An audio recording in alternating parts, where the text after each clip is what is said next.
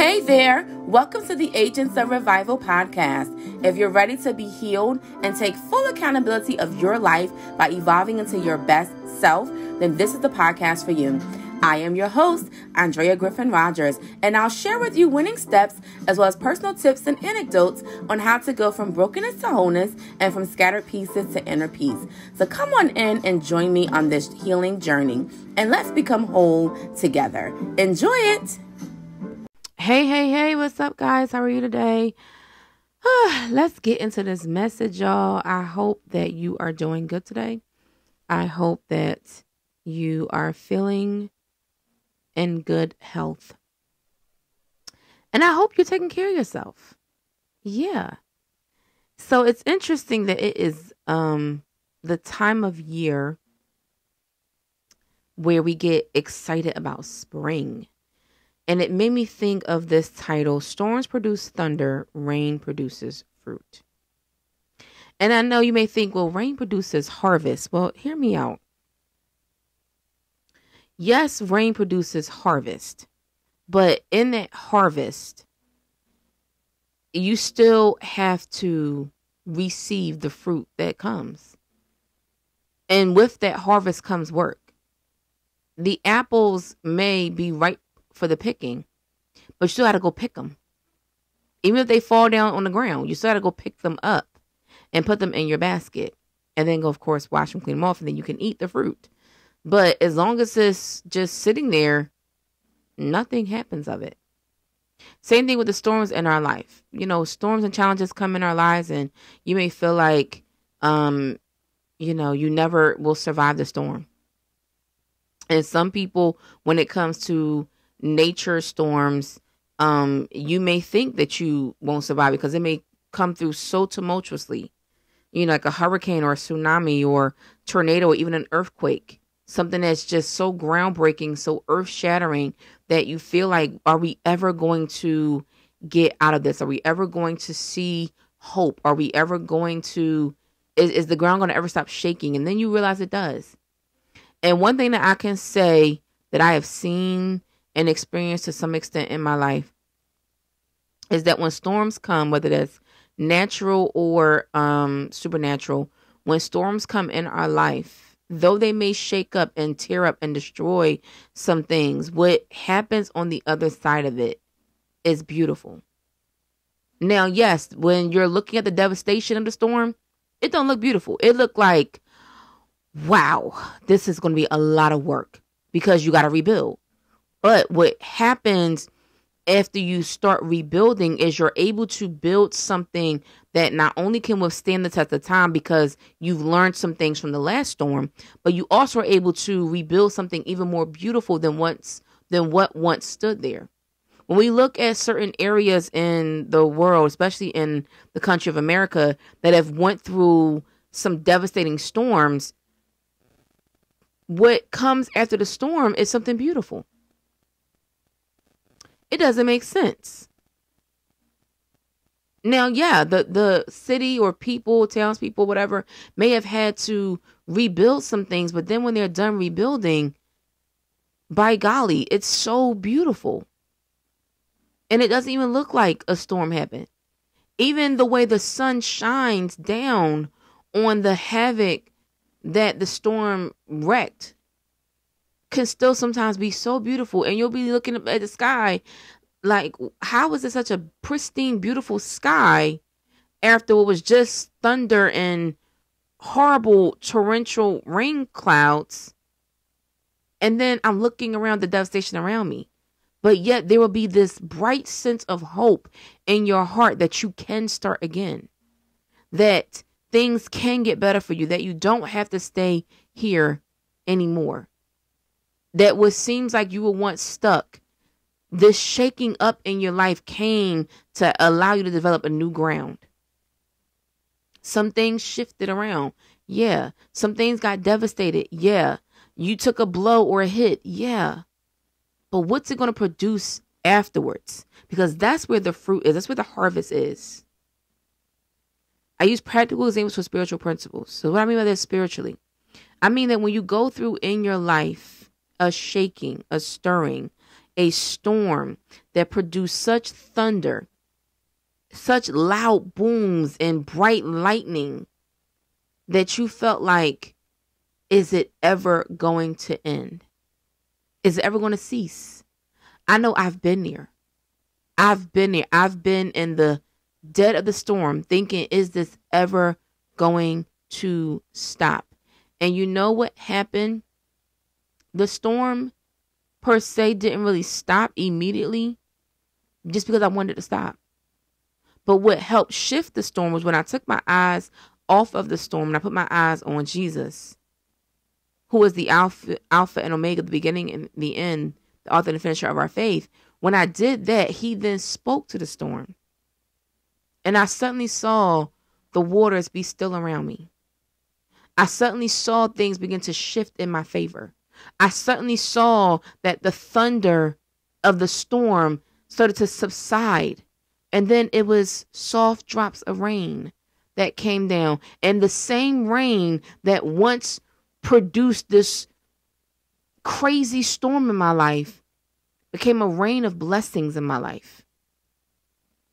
It's so interesting when you think about nature and you think about rain and how on one hand it could bring life and on the other hand it could be devastating. I was watching this old school movie and I love the original. When I was a kid, it came out with Robin Williams, called Jumanji. And in the original Jumanji, there's a portion of it where I think the lady's name was Sarah. And she says, oh, a little rain is not that bad. And he says, oh, a lot of rain can kill you. And at first, it just was a little bit of rain. And they didn't think nothing of it until the big pools of water, the storm came and literally... I'm sorry, y'all. I'm thinking about the movie. I think I might watch that tonight. But anyway, I'm thinking about the movie where I can't even think of his name right now. I could think of his character's name as Carl, but I can't think of David Allen Greer, I think is his name. He literally, it was so much water that he falls down onto the door and literally like is glided out on top of the water.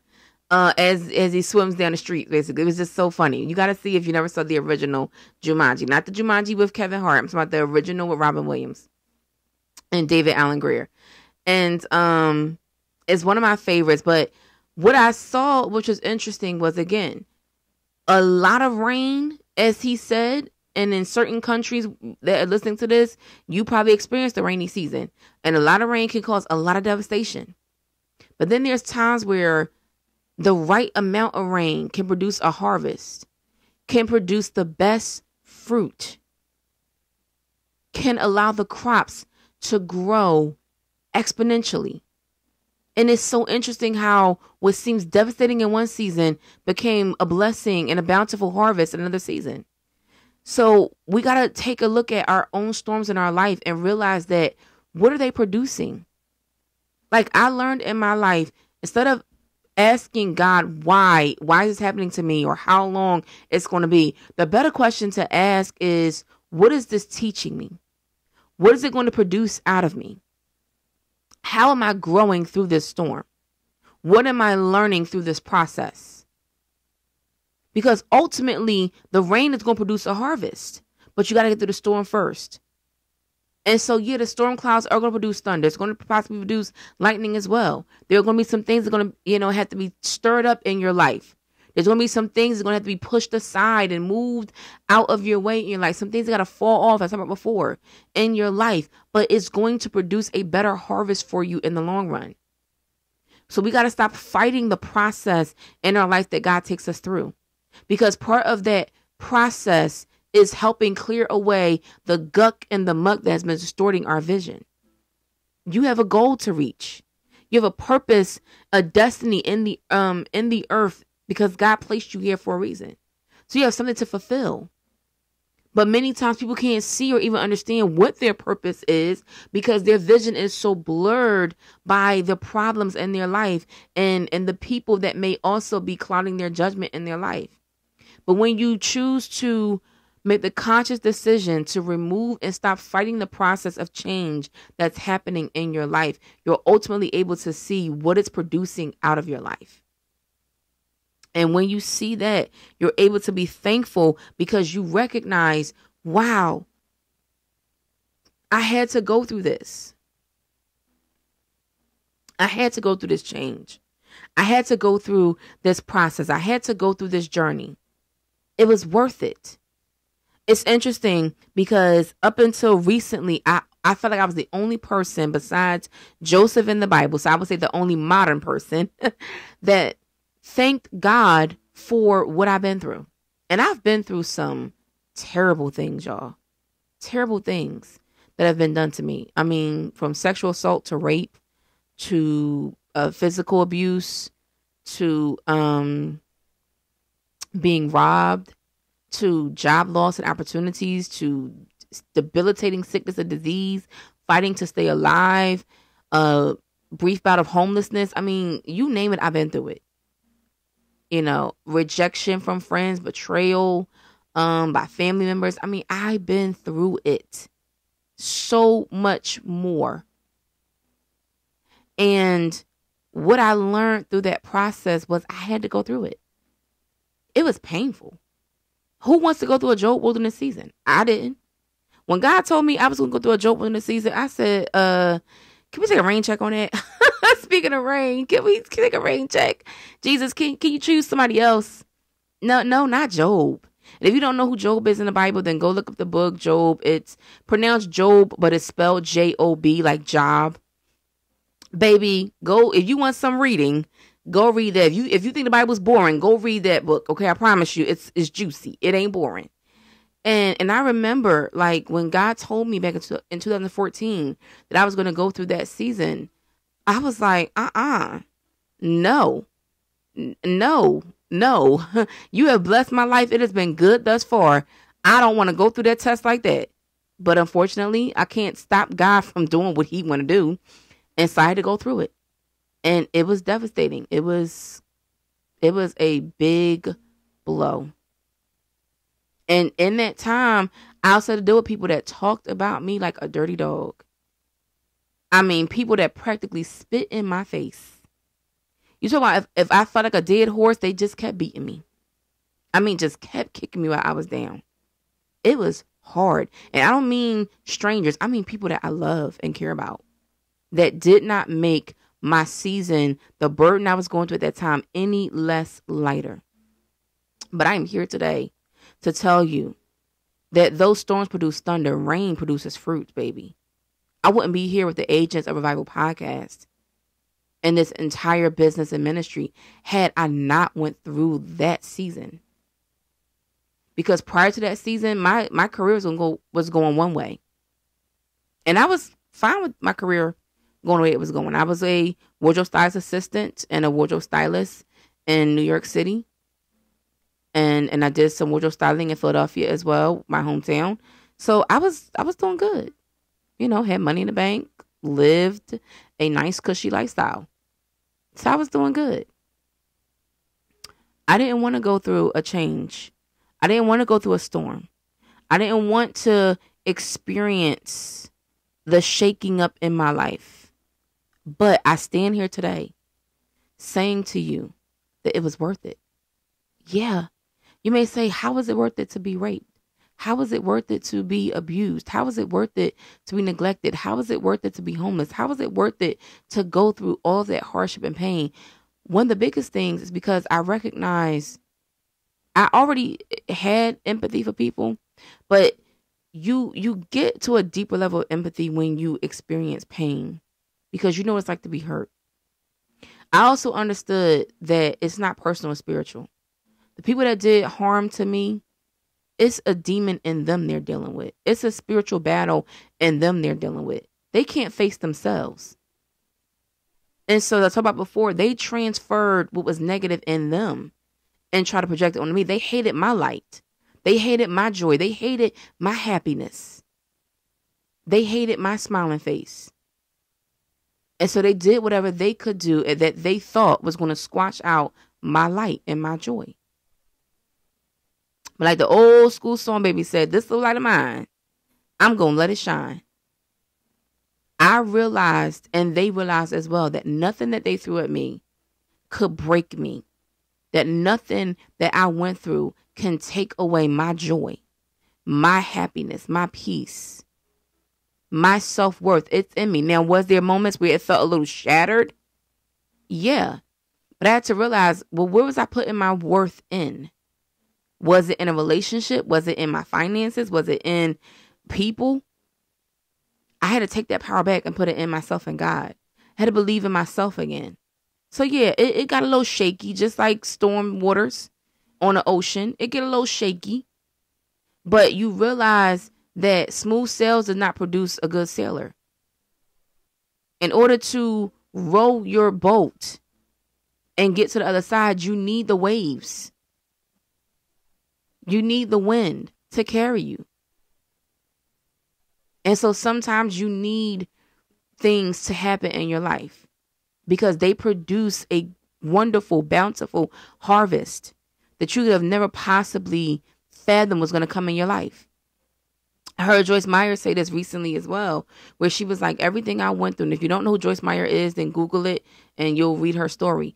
She was like, everything I went through, it was devastating. It was horrible. I mean, she, just like me, she went through abuse, and one of them was, now I didn't go through this as a child, but she did a sexual abuse from her father. And she said, even though that was horrible to go through, and I hated it, but look at where I'm at today. Look at the purpose that I have for my life. Look at how much more my life is fulfilled because of what I went through. I'm now able to help so many women around the world because I went through that and I overcame.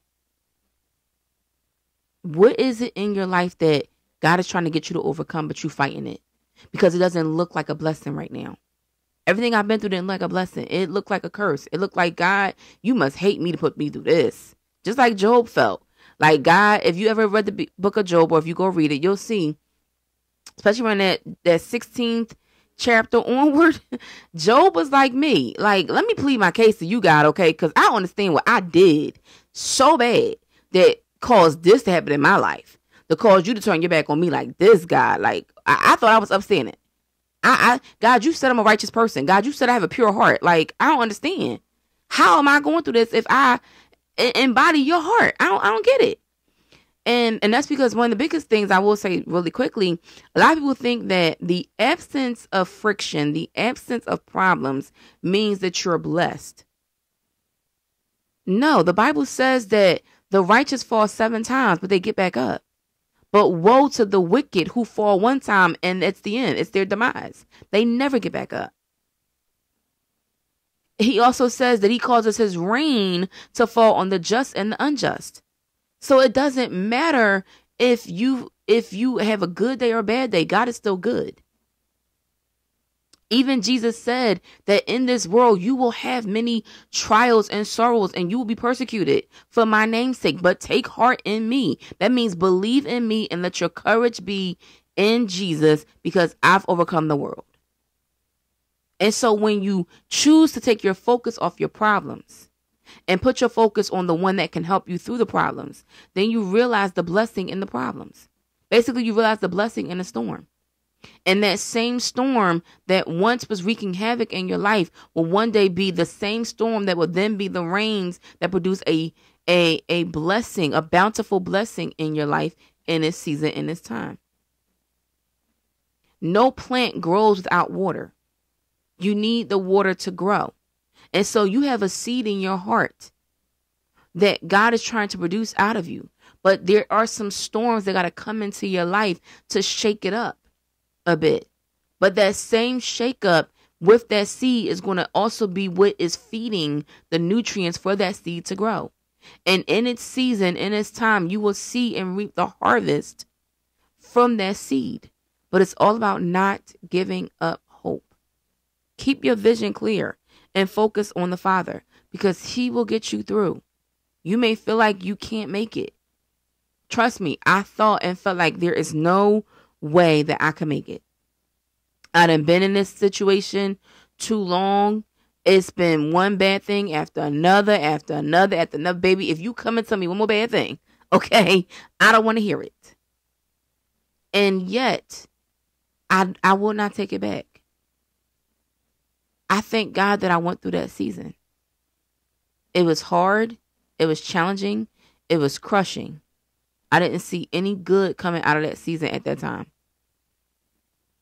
But where I'm at today and what I've seen God do in my life, I realized that it was a reason I had to go through that.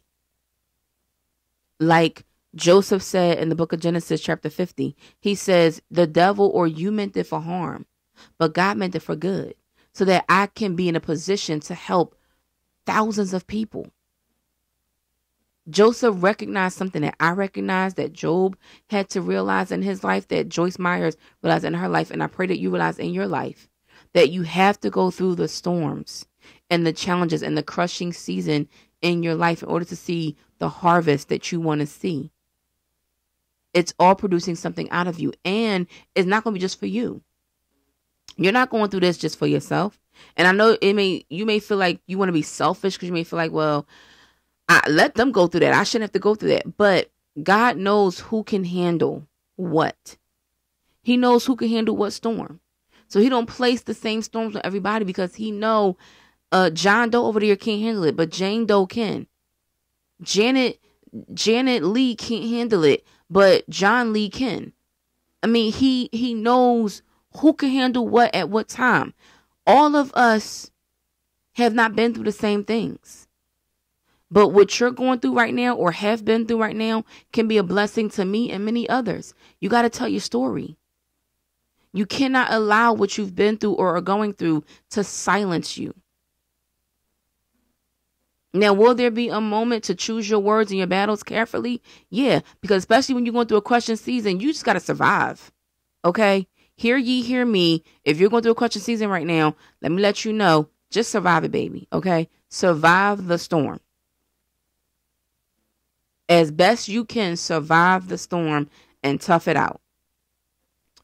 You know, I live in a city where we get, all 4 seasons. And one of the seasons, thankfully, recently, because we haven't gotten a season in a while, is snow. And so when we get the snowstorms, it's like, oh my goodness. Sometimes those snowstorms could turn into an ice storm, and that can, mess up the power lines and whatnot. And it's like, we just got to survive it. Like, we got to just get through it. We got to be on a wing and a prayer, basically, hoping that the electricity won't go out and that our heat won't go out. But we just got to survive it. And you survive it. Just like in the summertime. There have been some times in the summertime where we've had what's called blackouts where I'm from. And what that means is the power grid in that particular area or city completely shuts down for whatever reason, whether it be overheating or whatever. And so you go through a time period, whether it be a few minutes or a few hours, where you don't have any power. And sometimes on those days, it is super duper hot. But you just got to survive it. You got to get through, knowing that what's going to be produced afterwards is going to be much better than what you're going through right now. So you got to go through a momentary discomfort.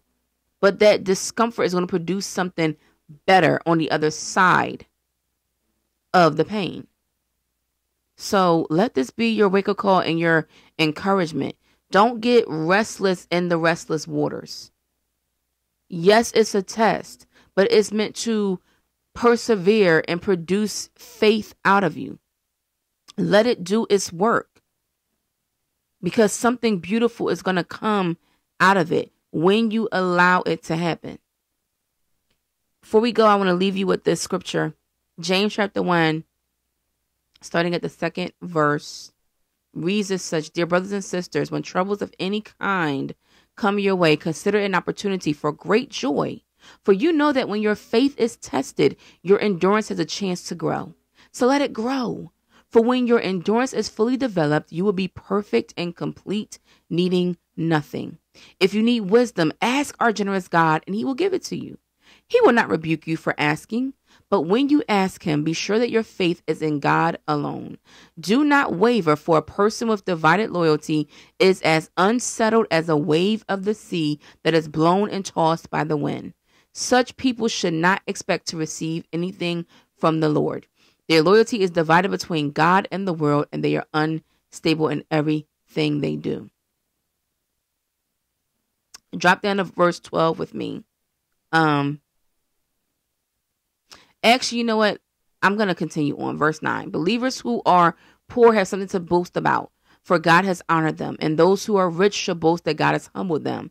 They will fade away like a little flower in the field. The hot sun rises and the grass withers. The little flower droops and falls, and its beauty fades away.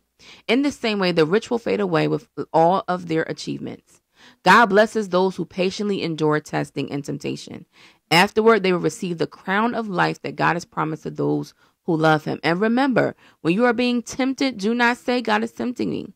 God is never tempted to do wrong, and he never tempts anyone else. Temptation comes from our own desires, which entice us and drag us away. These desires give birth to sinful actions, and when sin is allowed to grow, it gives birth to death. So don't be misled, my brothers and sisters. Whatever is good and perfect is a gift coming down to us from God our Father, who created all the lights in the heavens. He never changes or casts a shifting shadow. He chooses to give birth to us by giving us his true word, and we, out of all creation, became his prized possessions. Understand again that what you're going through is for a season. If you take a delight in the law of the Lord and the ways, basically, of the Lord and the way God works in order, how he takes us through a purifying process in order to produce the best fruit out of our lives, then you will become a tree planted along the riverbank, bearing fruit in each season. Your leaves will never wither, and you will prosper in all that you do. So hold on. The storm is producing something out of you. Let it do its work, because in the end, you will see and reap the harvest of blessing that you have been praying for, desiring, wanting. But don't give up hope in the storm. All right, y'all, we got to get out of here. So may the Lord bless you and keep you, cause his face shine upon you. May the Lord God be gracious to you, show you his favor, and give his shalom, give his peace. Take care. Love you guys. Bye now.